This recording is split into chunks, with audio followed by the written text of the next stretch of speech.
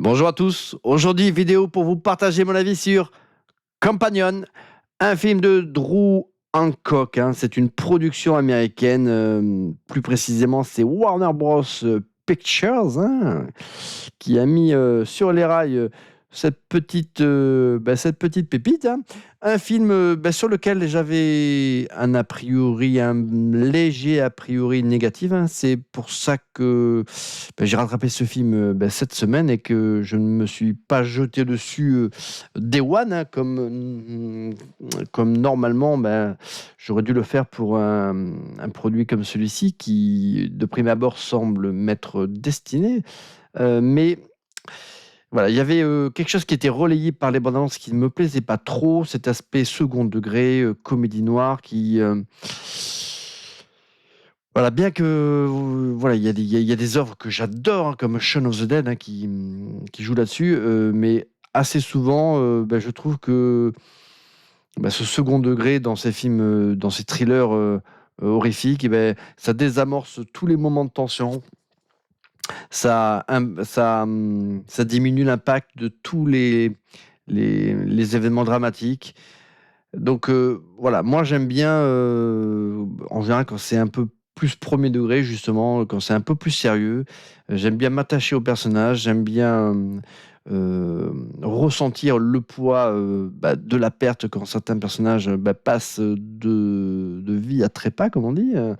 Euh, donc ça, c'est un truc il me faisait tiquer dans les bandes annonces, dans les différents trailers.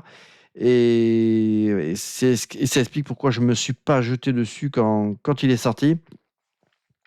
Mais étonnamment, après visionnage, je remarque que cet aspect comédie noire, il est très très peu marqué. Il a servi surtout pour la promotion du film, parce que le film il est plutôt premier degré. Je l'ai trouvé bah, finalement assez émouvant par rapport à ce qu'il a à raconter. Et donc ça, c'est vraiment une très très bonne surprise. Donc ça raconte quoi, Companion? Ça raconte, on suit un jeune couple, incarné à l'écran par Jack Quaid, le fils de Dennis Quaid, que moi j'ai découvert pour ce rôle de Huggy dans la série The Boys, une série que j'affectionne particulièrement, bien que je regrette que la dernière saison soit si peu inspirée. Et d'ailleurs, même le personnage de Huggy, il est un personnage que j'adore, mais je trouve que malheureusement, lui, ce personnage, il n'évolue pas de saison en saison, et particulièrement dans cette saison 5 où il est presque agaçant. Et dans le rôle de la petite amie Iris, donc lui c'est Josh, Jack Wade dans ce film, dans le rôle de sa compagne Iris, c'est la superbe, la magnifique Sophie Thatcher, que j'ai vue il n'y a pas si longtemps que ça, dans le film Hérétique avec Hugh Grant. J'ai fait une petite vidéo là-dessus. Pareil, un très très bon film, un thriller psychologique religieux que j'ai trouvé remarquable, et la jeune actrice était brillante également dans ce film-là. Donc c'est vraiment une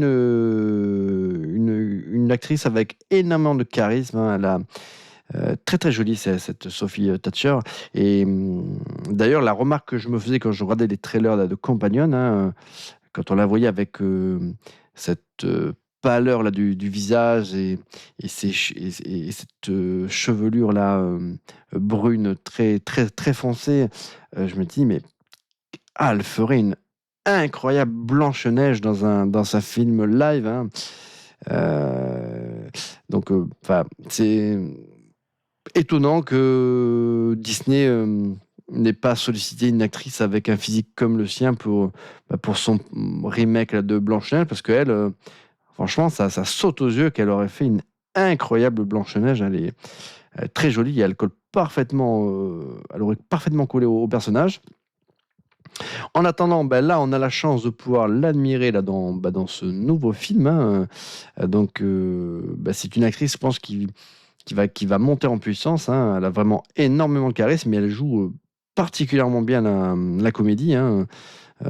Beaucoup mieux finalement même que Jack Quaid, j'ai du mal à appréhender en dehors de son rôle de Huggy. J'ai l'impression que dans tous les films où je le vois, il joue toujours plus ou moins de la même manière. Et alors que cette actrice, elle est juste phénoménale, hein. Donc voilà, une comédienne à suivre dans ses prochaines, apparitions. Donc ce jeune couple avec un autre groupe d'amis, ils se rendent dans la villa du mec de l'une de leurs copines, hein, qui semble être un millionnaire, voire peut-être même plus que ça. Il a une baraque, mais je vous dis même pas comment, perdu au milieu de nulle part, mais dans un coin magnifique au bord d'un lac, incroyable. La villa, mais c'est une villa de milliardaire, elle est juste complètement dingue. Donc ils vont passer un petit week-end, ou du moins quelques jours, voilà, entre amis, là, pour s'amuser, pour faire la fête. Ce jeune couple a l'air de s'aimer, mais à la folie. Mais par contre, on sent qu'il y a quelque chose qui cloche dans les relations que peut avoir Iris, hein, donc la petite amie, avec les autres amis là, de Josh, qui semblent comment dire, avoir un comportement un peu bizarre la concernant, comme s'il y avait un truc qui ne leur plaisait pas chez cette personne. Alors, si vous avez vu les trailers, alors ça c'est un des gros problèmes, c'est que ça a été, voilà, c'est que si vous avez vu le trailer, vous savez de quoi je parle, hein.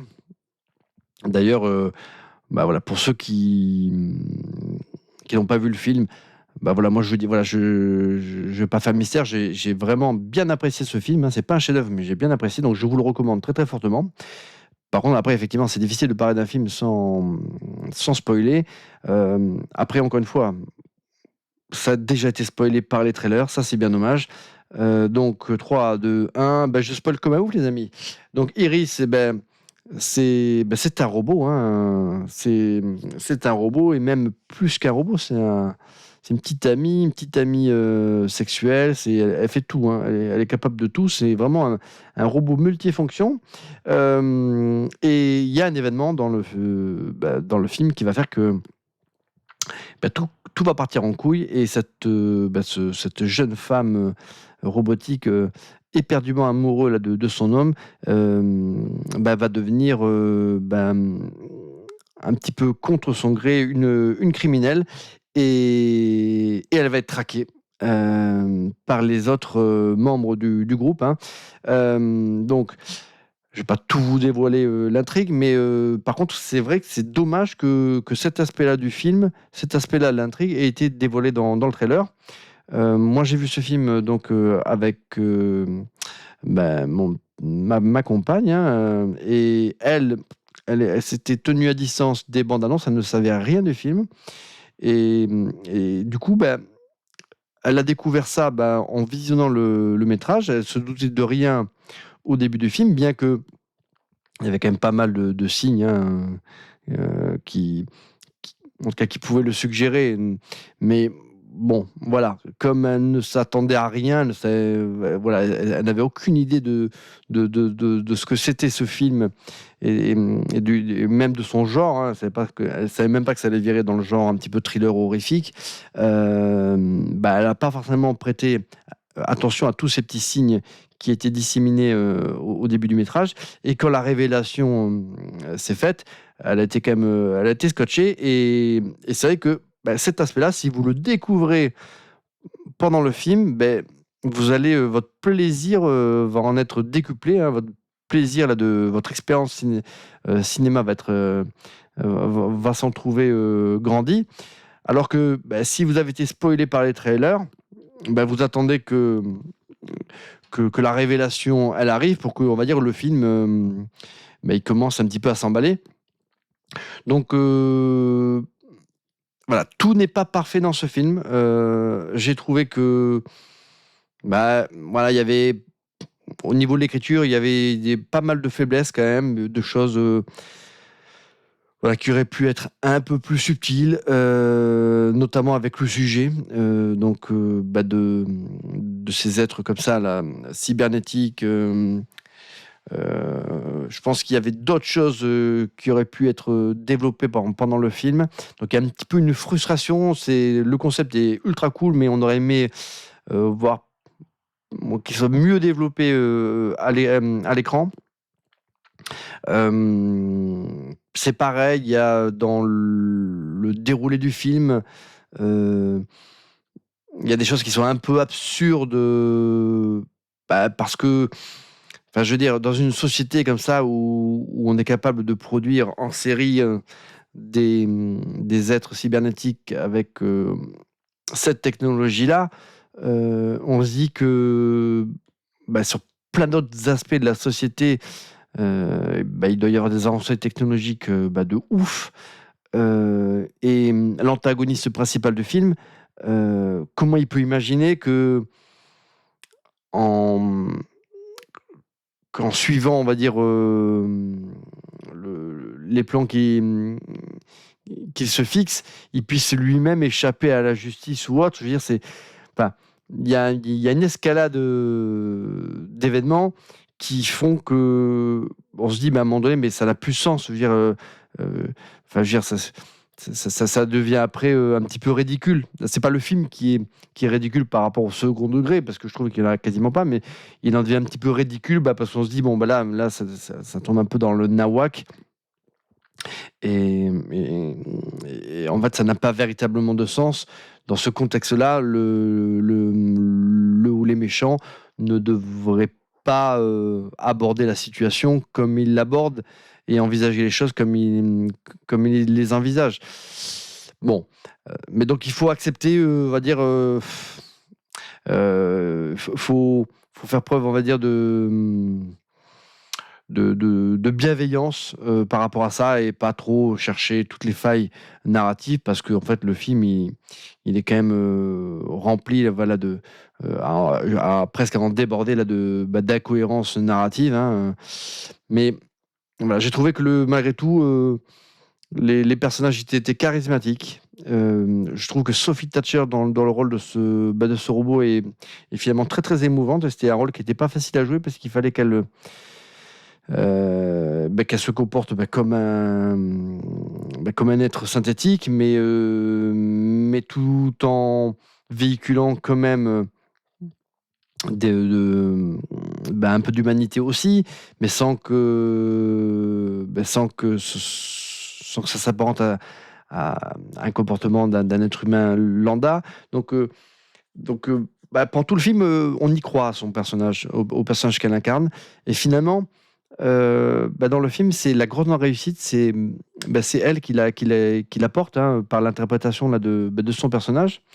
Il y a un autre personnage dans le film qui, et étonnamment, lui aussi, hein, c'est pareil, hein, et un peu pour les mêmes raisons, qui est le plus juste. En fait, finalement, dans ce film, ce sont les comédiens qui incarnent des personnages non humains qui sont qui sont les plus intéressants et qui jouent le mieux. Et finalement, ce sont tous les autres protagonistes qui ont des réactions qui sont un petit peu en décalage avec ce que le bon sens, normalement, imposerait en pareille situation. Donc voilà, un film beaucoup plus sympa que ce que je craignais après avoir vu les bandes annonces, beaucoup plus premier degré, et comme je l'aime. Hein, après, tout n'est pas parfait. Il faut faire preuve encore une fois de bienveillance sur sur ce qui nous est proposé. Ça reste une petite production. Le scénario il est un peu nawak, mais voilà, il y a plein de petites trouvailles qui sont quand même très très cool. Donc un film que je recommande. C'est pas un chef-d'œuvre, c'est peut-être pas un film même que je reverrai, mais je suis content malgré tout de l'avoir découvert. Que ce soit pas juste une farce, une comédie noire. Moi j'aime bien des films quand même qui sont quand même assez sérieux. Si le film avait été un peu plus intelligent dans son scénario, ça ne m'aurait pas déplu. Mais voilà, je vous passerai un bon moment. Le film, il dure pas non plus. Alors, je sais pas combien de temps il dure, lui. Il dure 97 minutes, donc voilà, c'est un peu plus d'1 heure et demie. Voilà, c'est une petite production de 10 millions de dollars qui a rapporté, mine de rien, un peu plus de 3 fois sa mise. C'est pas non plus ouf comme succès, mais pour l'instant, il en est à plus de 30 millions de résultats au box-office. Donc, écoutez, si vous ne savez pas quoi faire, que vous recherchez un bon petit film à vous mater, celui-ci, franchement, c'est très très cool. J'aurais aimé qu'ils aillent plus loin, franchement, dans le, dans le concept là, comme ça, du robot compagnon, voilà, que ça aille, voilà, que ce soit peut-être un peu plus développé, et notamment que, que l'action, effectivement, comme elle se déroule que dans cette demeure là, perdue en pleine nature, forcément, on perd le contexte de ce futur proche là où ces êtres cybernétiques ils font partie intégrante de la société au même titre que les téléphones portables. Donc bon, voilà, je pense que c'est un film qui aurait mérité, voilà, d'aller plus loin, voilà, dans le développement de ses idées, et qui aurait mérité, voilà, une petite réécriture pour que son scénario soit un peu moins con qu'il ne l'est.